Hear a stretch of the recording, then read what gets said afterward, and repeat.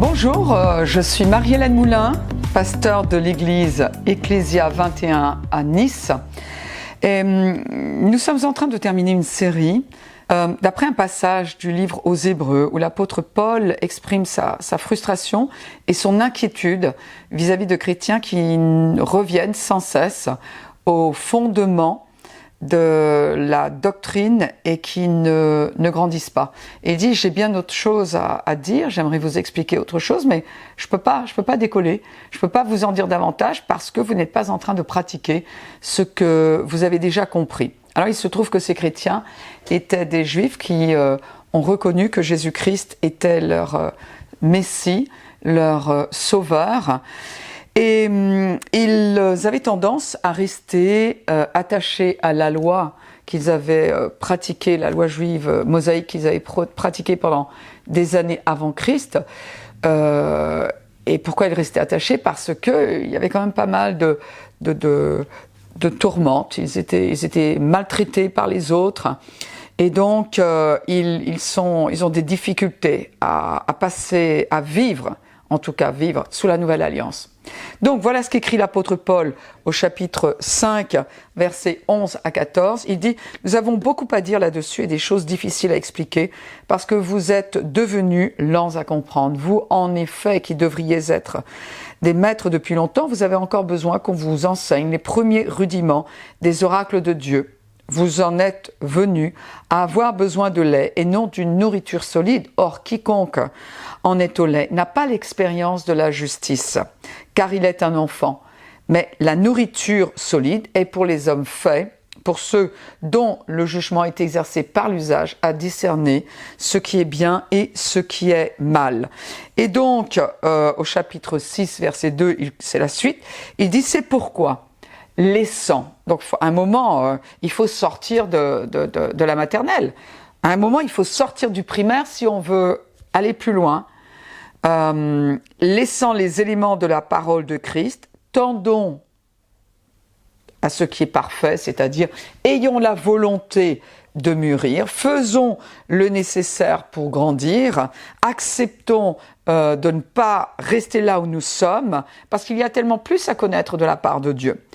Mais il dit, sans poser de nouveau le fondement, et puis là il donne la liste de ce qui constitue le fondement de la doctrine chrétienne. Il dit, on ne va pas revenir 107 ans sur ce fondement, il devrait être acquis. Et il va lister les éléments de ce fondement. Il dit le renoncement aux œuvres mortes, de la foi en Dieu, de la doctrine des baptêmes, de l'imposition des mains, de la résurrection des morts et du jugement éternel. Alors, au cours des programmes précédents, nous avons étudié chaque élément et nous en sommes au dernier, qui est le jugement éternel. Et Paul, par la suite, leur explique, écoutez, si vous renonciez à ce fondement-là, c'est comme si vous crucifiez Jésus à nouveau. Donc vous devez tendre vers la maturité, mettre votre foi dans le sang de Jésus-Christ qui a été versé pour vous une fois pour toutes, et vous devez accepter cela. Alors, en ce qui concerne le jugement éternel, la croyance juive en la résurrection était étroitement liée à la doctrine du jugement. Ecclésiaste chapitre 12, verset 14 dit « Car Dieu amènera toute œuvre en jugement au sujet de tout ce qui est caché, soit bien, soit mal. » Il y a un passage sur lequel nous allons insister. Maintenant, c'est un passage qui est en devenir. Ce sont des événements qui sont en devenir. Peut-être pas aussi loin que ce que l'on pense, puisque dans la chronologie des événements bibliques, l'Église va être enlevée dans les airs à la rencontre de Jésus-Christ. C'est ce qui va mettre un terme à la période de la grâce. Et puis pendant ce temps sur terre, il va y avoir une période de 7 ans de tribulation. Pendant ces 7 ans, au ciel, l'Église va recevoir les récompenses et il va y avoir le banquet des noces de l'agneau. Et à la fin de ces 7 ans, Jésus-Christ, avec les siens, revient pour mettre un terme à une guerre qui va se dérouler en Israël, à Armageddon. et il va juger les nations. Il va juger les nations, celles qui auront fait preuve d'antisémitisme, eh bien leur nom va disparaître, tandis que les nations qui ont été bienfaisantes envers ceux que Jésus appelle leurs frères, c'est-à-dire les Juifs, ces nations entreront dans le millénium, c'est 1000 ans de règne de Christ sur terre. À la fin de ces 1000 ans, il va y avoir un dernier jugement. Et c'est de ce jugement-là qu'il est question. Dans le dernier livre de la Bible, alors il s'appelle Apocalypse, mais à vrai dire, cela veut dire révélation. La révélation de quoi? La révélation de l'œuvre de Jésus-Christ, la révélation du futur des nations, la révélation de ce qui attend, ceux qui rejettent le salut acquis en Jésus-Christ, et la révélation de ce qui attend, ceux qui ont accepté Jésus-Christ, qui ont reçu le pardon de leurs péchés. Dans Apocalypse chapitre 20, versets 11 à 15, il y a les détails de ce jugement devant ce qui est appelé le grand trône blanc. Donc, la dernière fois, je vous ai expliqué que tout le monde va ressusciter. Tout le monde va ressusciter, même ceux qui ne croient pas. Et ici, il est question justement de ces deux groupes, ceux qui ne croient pas et ceux qui croient. Et on va voir ce qui nous attend. Puis je vis un grand trône blanc et celui qui était assis dessus. La terre et le ciel s'enfuirent devant sa face, il ne fut plus trouvé de place pour eux. Et je vis les morts, les grands et les petits, qui se tenaient devant le trône. Des livres furent ouverts, et un autre livre fut ouvert, celui qui est le livre de la vie. Et les morts furent jugés selon leurs œuvres, d'après ce qui était écrit dans ces livres. La mer rendit les morts qui étaient en elle. Pourquoi? Parce qu'il n'y a plus de mer, il n'y a plus de terre. Et ici, il est question des morts qui sont jugés selon leurs œuvres. Pourquoi il n'y a plus de terre? Parce que la terre est dématérialisée. La matière est constituée de particules qui sont constamment en mouvement. Et pour qu'il y ait un mouvement, il faut qu'il y ait l'élément temps. Et là, nous serons passés dans l'éternité. Donc il n'y aura plus cet élément temps. L'élément temps a été fait pour la terre. Et comme il n'y aura plus le temps, il n'y aura plus de particules en mouvement, la terre sera dématérialisée. Donc, les morts ne pourront plus se cacher derrière quoi que ce soit, en quelque sorte, ça c'est certain. Et tous se retrouvent devant le trône de Dieu. La mort donc, verset 13, rendit les morts qui étaient en elle. La mort et le séjour des morts rendirent les morts qui étaient en eux. Et chacun fut jugé selon ses œuvres. Et la mort et le séjour des morts furent jetés dans les temps de feu. C'est la seconde mort, les temps de feu. Quiconque ne fut pas trouvé écrit dans le livre de la vie fut jeté dans les temps de feu. Ici, ce sont ceux qui sont morts sans Christ. Ce sont des gens qui ont, d'une manière ou d'une autre, d'abord on a tous la conscience de l'éternité, ils sont morts sans Christ, ils l'ont rejeté. Et pourquoi est-ce qu'il s'agit ici de ceux qui sont morts sans Christ? Seuls ceux-là se trouvent devant le trône blanc, parce que pour ceux qui sont morts alors qu'ils avaient la nature de Jésus-Christ en eux, qu'ils avaient la vie éternelle, et qu'ils avaient donc reçu le pardon de leurs péchés, il est dit en Romains 8, il n'y a donc maintenant aucune condamnation pour ceux qui sont en Jésus-Christ. Romains 5, 9 dit à plus forte raison, donc maintenant que nous sommes justifiés par son sang, serons-nous sauvés par lui de la colère. Et ici, les morts qui se trouvent devant le trône de Dieu, eh bien ce sont ceux qui ont quitté cette terre en ayant choisi, c'est un choix, de ne pas recevoir le pardon de leurs péchés et de faire leur vie sans Dieu. Alors oui, eux aussi vont retrouver leur corps. Jean 5, 28, 29 dit « Ne vous étonnez pas de cela, car l'heure vient où tous ceux qui sont dans les sépulcres entendront sa voix et en sortiront. Ceux qui auront fait le bien ressusciteront pour la vie, mais ceux qui auront fait le mal ressusciteront pour le jugement. » Daniel 12, 2 dit « Plusieurs de ceux qui dorment dans la poussière de la terre se réveilleront, les uns pour la vie éternelle, c'est-à-dire ceux qui l'ont déjà parce qu'ils ont accepté Jésus dans leur vie, et les autres pour l'opprobre, pour la honte éternelle. » Alors ici, il est question du séjour des morts. Le séjour des morts, c'est là où vont les morts qui sont sans Christ en attendant le jugement. Il y a d'abord ce séjour des morts, c'est un petit peu, on dirait, comme une salle d'attente, parce que la Bible nous dit, Paul nous a dit que ceux qui meurent en Christ vont avec Christ directement. Mais ici, ceux qui sont sans Christ vont dans ce qui est appelé le Sheol en hébreu et Hadès en grec. Et c'est temporaire. Si vous lisez Luc chapitre 16, eh bien, vous voyez qu'il y avait cet homme-là, il y avait Lazare, qui lui est allé dans le sein d'Abraham, et il y avait cette autre âme, il est dit qu'il était riche. Mais c'est pas parce qu'il avait de l'argent, ça ne veut rien dire, ça ne pèse pas dans la balance du jugement, l'argent. C'est pas le compte en banque garni, les voitures qui comptent pour Dieu. C'est quelqu'un qui est riche pour lui-même au point qu'il dit « je n'ai pas besoin de Dieu. J'ai suffisamment, grosso modo, je me suffis à moi-même ». Et donc, en quelque sorte, ce riche-là, eh bien, il est allé où ça? Pareil, dans ce lieu de tourment, de regret. Mais il n'est pas encore en enfer. Il ira en enfer après être passé par le jugement qui, lui, est une prison éternelle. Donc, c'est comme un criminel qui est enfermé en attendant la sentence finale.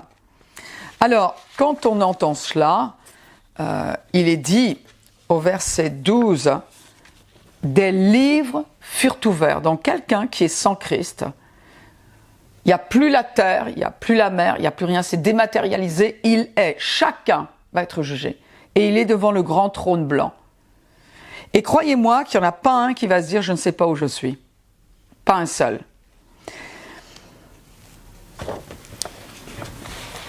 D'ailleurs, ces trônes existent parce que dans Daniel chapitre 7, versets 9 à 10, il est dit « Je regardais pendant que l'on plaçait des trônes, et l'ancien des jours s'assit. Son vêtement était blanc comme la neige, et les cheveux de sa tête étaient comme de la laine pure. Son trône était comme les flammes de feu, et les roues comme un feu ardent. Un fleuve de feu coulait et sortait de devant lui. 1000 milliers le servaient, 10 000 millions se tenaient en sa présence. Les juges s'assirent, et les livres furent ouverts. »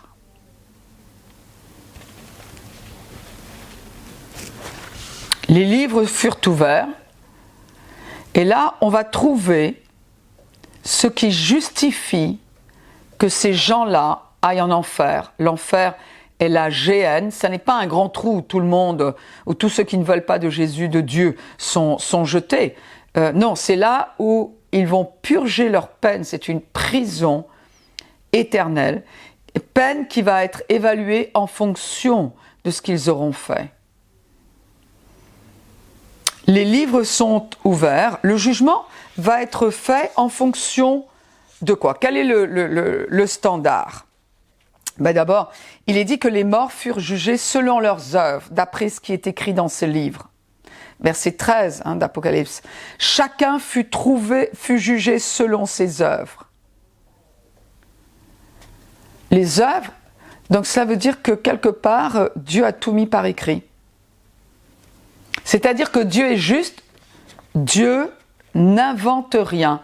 Les œuvres des pécheurs vont être comparées au standing de Dieu, au standard de Dieu, à l'étalon de la sainteté de Dieu. Et ils vont voir que ce qu'ils ont fait n'arrive pas à ce niveau de sainteté, aucun. Et quel est ce standard? Matthieu 5, 48 dit « Soyez donc parfaits, comme votre Père Céleste est parfait. » Tu dis, « Ouh, j'y arrive pas. » Justement, c'est pour ça que tu as besoin d'un sauveur. C'était simple à comprendre. 1 Pierre 1,16 dit « Vous serez saints car je suis saint ». C'est ça le standard de Dieu. Galates 3,10 « Maudit est quiconque n'observe pas tout ce qui est écrit dans le livre de la loi et le met en pratique ». C'est-à-dire que celui qui ne pratique pas est sous la malédiction.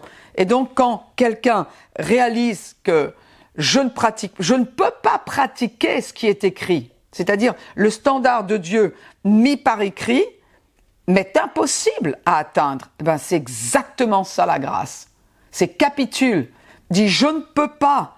Et à ce moment-là, tu dis ben, j'ai besoin d'aide. Et justement, ton aide, c'est Jésus. Tu comprends que si tu rejettes Jésus, tu n'as plus personne pour t'aider. Tu n'as plus personne qui peut te sortir de là. Donc, les gens vont être jugés selon leurs œuvres qui vont prouver qu'ils sont pécheurs. Au contraire, les croyants en Jésus échappent à l'enfer en fonction de leurs œuvres, car le sang de Jésus les a lavés. Ils vont être jugés non seulement en fonction de leurs œuvres, mais en fonction de leurs pensées. Luc 8, 17 dit « Car il n'est rien de caché qui ne doive être découvert, rien de secret qui ne doive être connu et mis au jour. »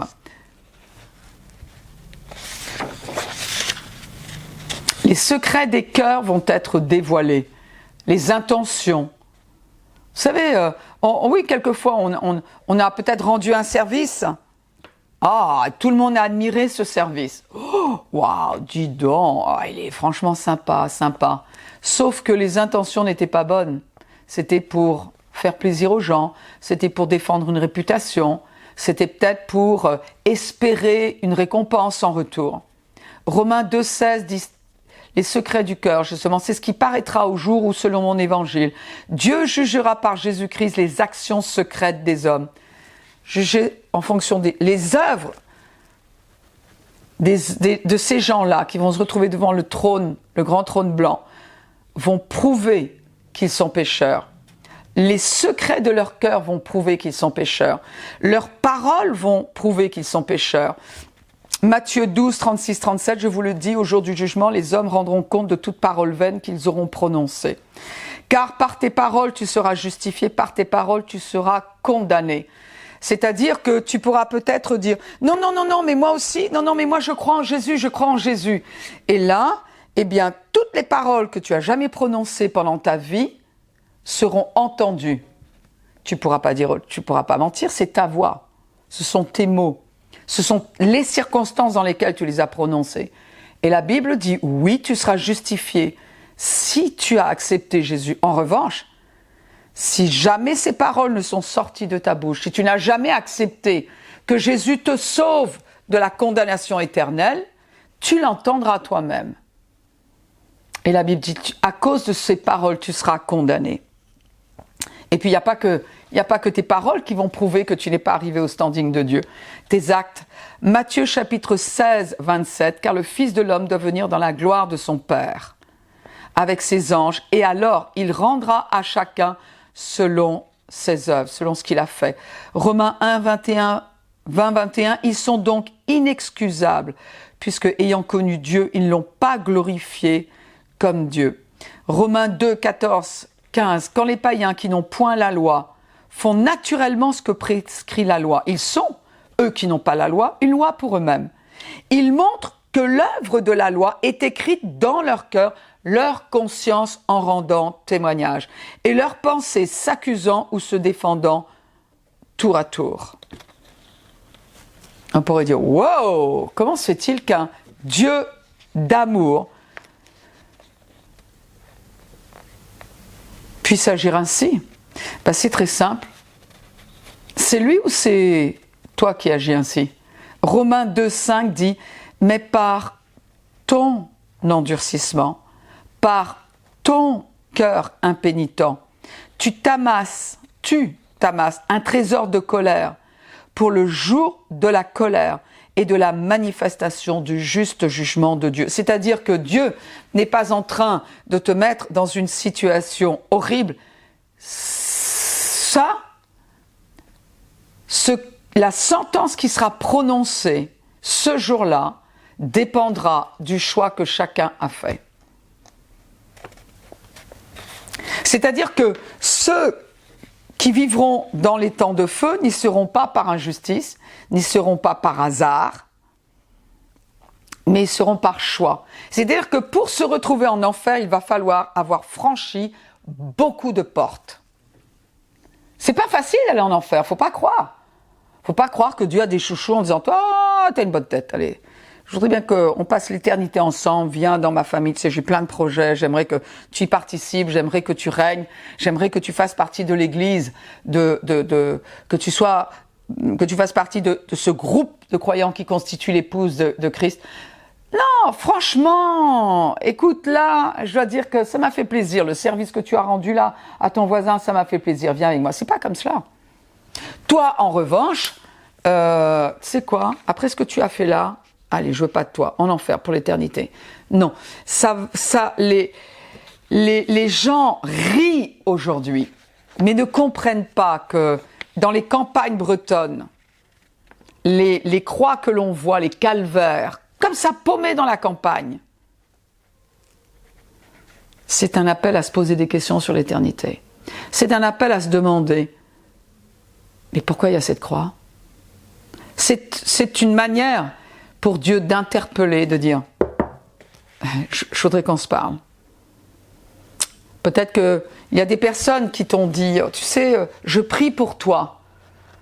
Ça, c'est encore un appel. Et si tu dis, j'en ai rien à faire de tes prières, voilà, ça c'est une autre porte que tu franchis en direction de l'enfer. Laisse-toi interpeller par la bonté de Dieu. Et puis comme un jour, le Seigneur m'a inspiré à dire devant une assemblée de personnes, à combien d'accidents n'as-tu pas échappé? D'après toi, c'était qui ça? C'était Dieu. C'était Dieu qui te manifestait sa bonté. La Bible dit que, bien sûr, donc, il y a le seul standard de Dieu, c'est Dieu dit je suis saint, il faut que tu sois saint toi aussi. C'est ok de dire je n'y arrive pas. Il vaut mieux être sincère et dire je n'y arrive pas, plutôt qu'un jour Dieu te prouve que tu as essayé d'y arriver par toi-même et que tu as toujours refusé son aide, toujours refusé sa grâce. Alors,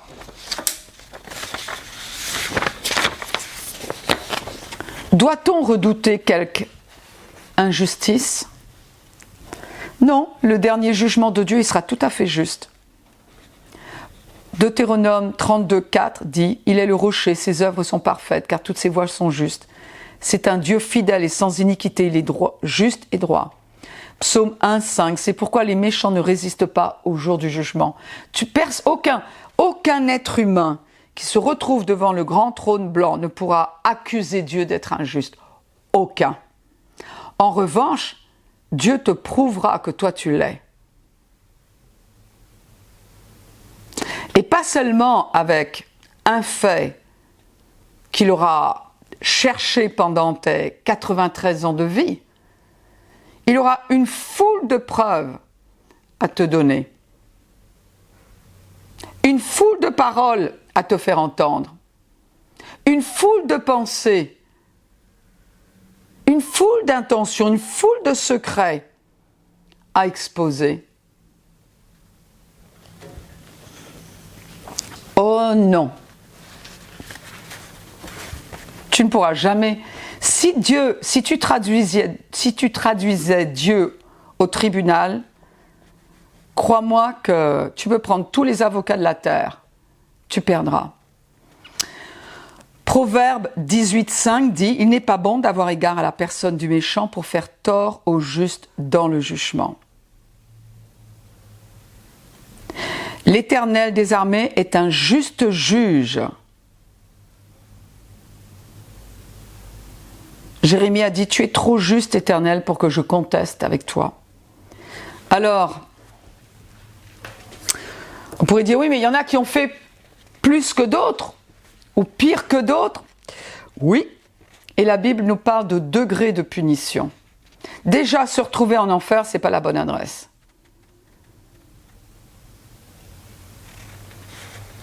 J'aurai certainement l'occasion d'enseigner sur le sujet plus en détail, mais en tout cas, parlons de ces degrés de punition. Tu sais, on continue. Exemple, Matthieu, chapitre 10, versets 14 à 15. Lorsqu'on ne vous recevra pas et qu'on n'écoutera pas vos paroles, sortez de cette maison ou de cette ville et secouez la poussière de vos pieds. Je vous le dis en vérité au jour du jugement. On y est. Le pays de Sodome et de Gomorrhe sera traité moins rigoureusement que cette ville-là. Marc 12, 38, 40, il leur disait dans son enseignement « Gardez-vous des scribes qui aiment à se promener en robe longue, à être salués dans les places publiques, qui recherchent les premiers sièges dans les synagogues et les premières places dans les festins, qui dévorent les maisons des veuves et qui font pour l'apparence de longues prières, ils seront jugés plus sévèrement. »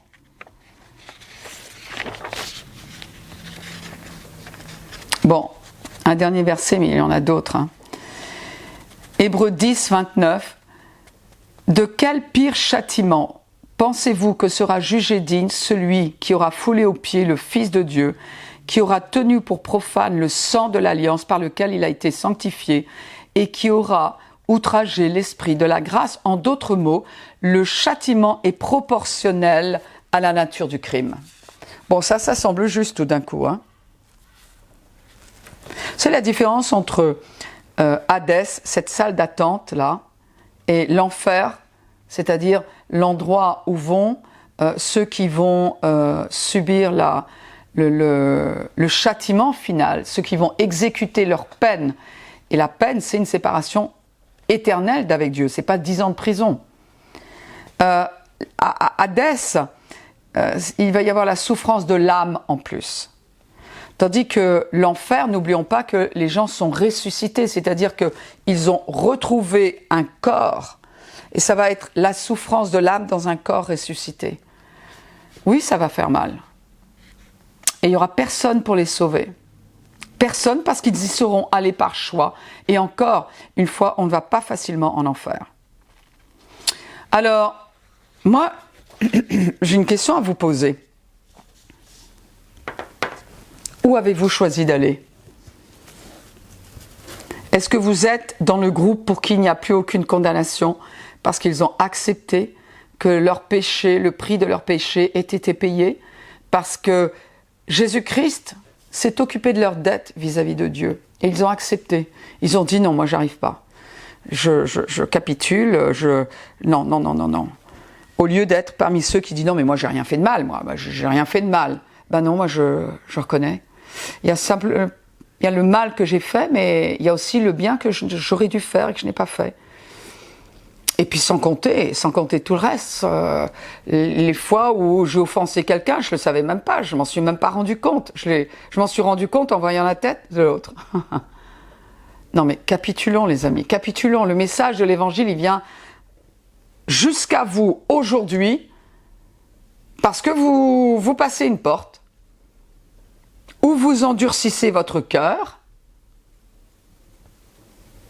Oui, tant que vous vivrez sur cette terre, Dieu vous manifestera sa patience, il vous donnera d'autres opportunités. Il vous donnera d'autres opportunités d'entendre parler de la réconciliation en Jésus-Christ, bien sûr. Mais ma question est, combien de temps allez-vous rester sur terre? Même vous ne pouvez pas le décider. Même vous ne savez pas ce qui va se passer à la fin de la journée. Même si vous avez un programme. Donc c'est aujourd'hui, la Bible nous dit, c'est aujourd'hui le jour du salut. Maintenant. Maintenant, écoutez, maintenant choisissez parce que vous en savez suffisamment. Ne peut pas être plus clair.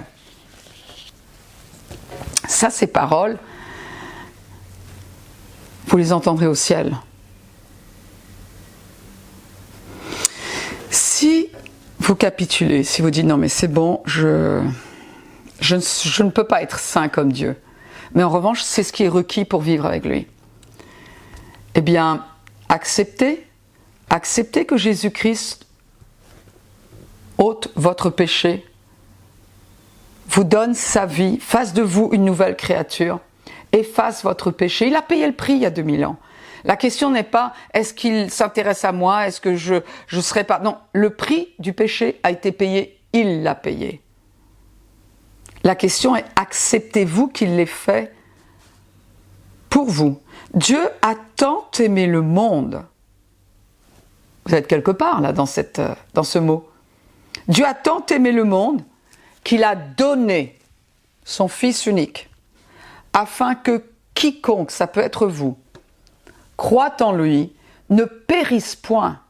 Ça veut dire ce que ça veut dire, on vient d'en parler. Mais qu'il ait la vie éternelle. Vous ne pouvez pas négocier la vie éternelle, vous ne pouvez pas mériter la vie éternelle, vous ne pouvez pas travailler pour avoir la vie éternelle, il faut capituler, vous ne pouvez que la recevoir. C'est exactement ce que Dieu veut vous donner, la vie éternelle. Laissez-le faire un miracle dans votre cœur aujourd'hui et laissez-le vous avoir la joie de vous avoir avec lui pour l'éternité. Et prions. Moi, je vous suggère ceci. Pourquoi ne répéteriez-vous pas cette prière après moi? Et si ces mots correspondent à ce qu'il y a dans votre cœur, eh bien, Dieu les recevra comme étant les vôtres. Et il fera un miracle.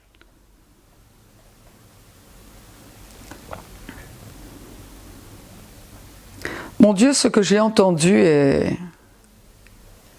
est lourd de sens. Là, c'est de ma destinée éternelle dont il est question. Après cette terre, la vie, elle continue. Et je ne savais pas que je devais choisir.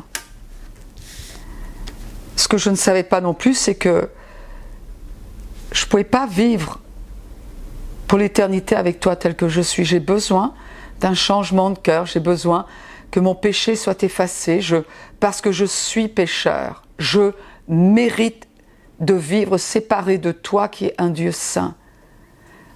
Mais ça n'est pas ce que tu as voulu parce que tu m'aimes. Alors tu m'as envoyé une solution, tu m'as envoyé Jésus-Christ. À travers ce message, il vient à moi. Et il m'offre la réconciliation avec toi. Il m'offre une vie nouvelle en toi. Il m'offre un futur garanti, assuré auprès de toi pour l'éternité. Et Seigneur, c'est ce que je veux. Seigneur, je ne suis même pas digne que tu t'intéresses à moi à cause de ce que j'ai fait, à cause de ce que j'aurais dû faire et que je n'ai pas fait, à cause de ce que j'ai pensé, à cause de mes intentions. Et pourtant, tu m'aimes, tu t'es intéressé à moi. Je t'en remercie profondément. Je ne mérite pas ce futur que tu me donnes, mais je le reçois. Je le reçois. Donne-moi un cœur nouveau, fais de moi une nouvelle créature comme tu l'as promis dans les Écritures. Et je te servirai tout le restant de mes jours.